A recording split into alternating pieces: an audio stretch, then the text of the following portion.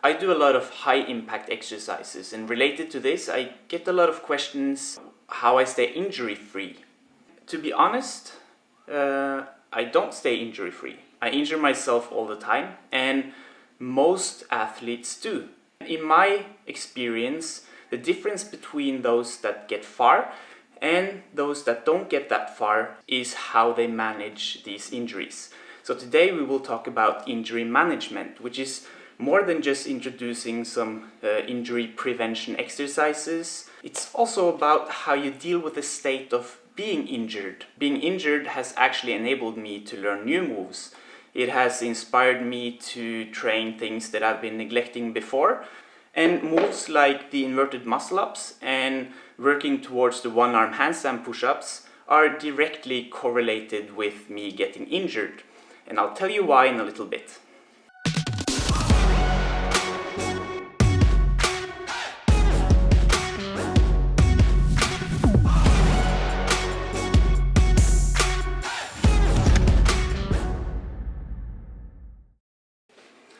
Injury management is for me mainly about three things. It's about preventing injuries or minimizing the risk of getting injured. And related to this, we can introduce a few exercises and concepts that will minimize the risk of being injured. Also about treating injuries if we get injured. And maybe even more important, it's about dealing with injury when we got them, training with injury, and keeping motivated while being injured. Firstly, let's talk about injury prevention. Now, there's a lot of different ways we can get injured. Some of them can happen coincidentally, or we can get trauma by falling. And you just need to learn to know your limits, to learn to know your body, and don't do stupid shit. I mean, if you just learned how to handstand or you're really insecure about your handstand, you don't just jump up on the high canes hoping for the best. This handstand drop, for example, might be considered a stupid move. You have to consider, however, that I've been preparing for this for years by training strength, technique, and preparing my wrists. So it's not something that I train regularly. That would be stupid. When doing stunts like this, I also prepare specifically for the move. So in this case, that included doing a lot of test runs before I actually went for the move.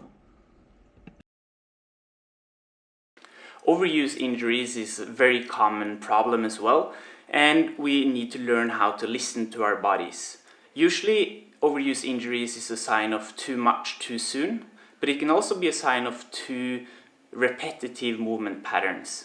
Another very important thing related to injury prevention is actually preparing our muscles, our joints and our ligaments towards the movements that we are practicing, and even getting some extra margin on that strength.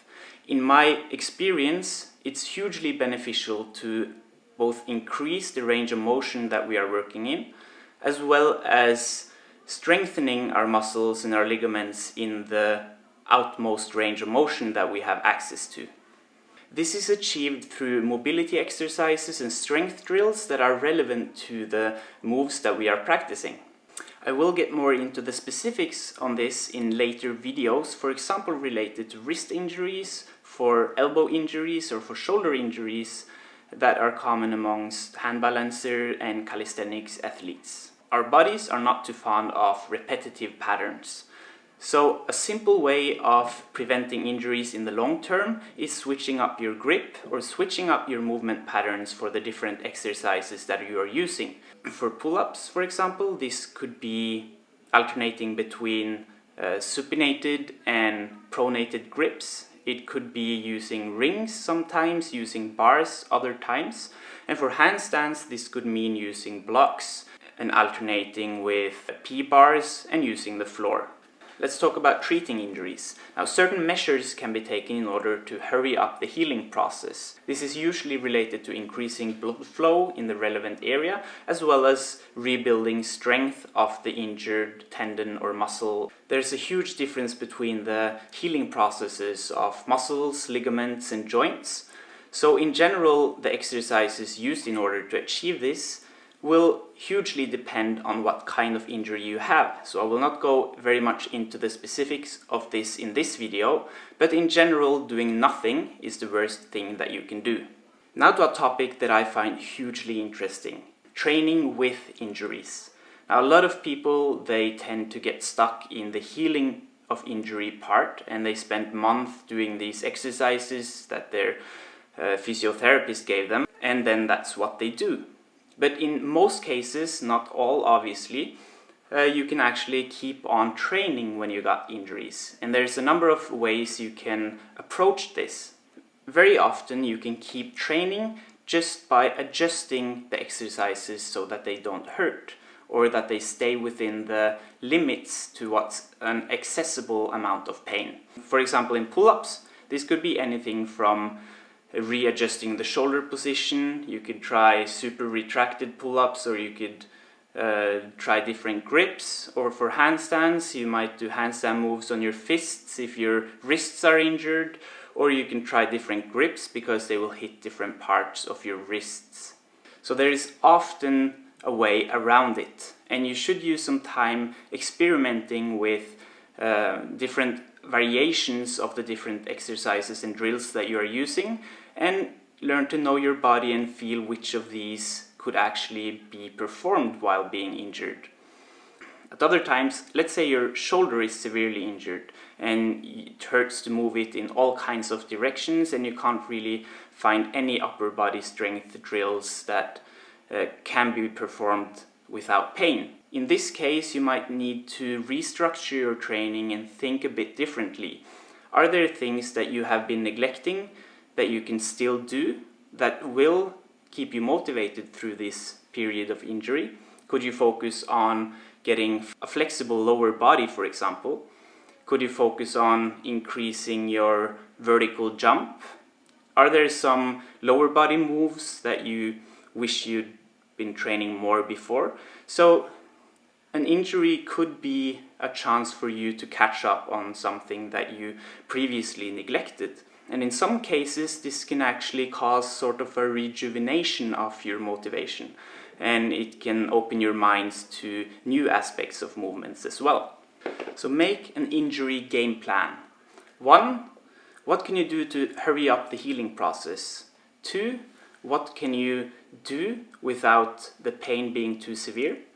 And 3, are there things that I haven't thought of before that I can reintroduce into my training? A practical example from my own life is that at one point I really hurt my MCP joint in my thumb, so I weren't able to do handstand in a regular way. A lot of my training moves around different kinds of handstand push-up variations, so obviously I couldn't do these anymore. But then I got thinking, is there a way I can do handstands without my thumb being in the ground? So for 3 months I did different kinds of handstand push-ups on my fists so that my thumbs could stay straight. This obviously had me neglecting the actual handstands for this period, but I got to train my pushing strength as usual. My road to the one-arm handstand push-up is also a direct result of one of these periods of injury. I injured my AC joint quite severely, and for months I weren't able to do any kind of pushing strength where my elbows got deep. So I found that I could do regular handstand push-up head to ground, but if I went any deeper than that, it would really hurt in my AC joint. I started thinking, how can I make my handstand push-ups hard enough without going deep? And somehow I got the idea that if I started transferring weight over to one of my arms, then I could do sort of like a one-arm handstand push-up or assisted one-arm handstand push-up in order to keep the exercises difficult enough without them hurting. And at some point I realized that maybe it's actually possible to get this one-arm handstand push-up. But I would never have started this road if it hadn't been for this injury. So it's funny how an injury can actually lead to something good sometimes as well. Now I'm still not sure if I will ever be able to do it, but this far I've made great progress in the road to the one-arm handstand push-up. The inverted muscle-up is also something I started training due to an injury. At a competition many years ago, something like 5 years ago, I did a move that caused a small labrum tear.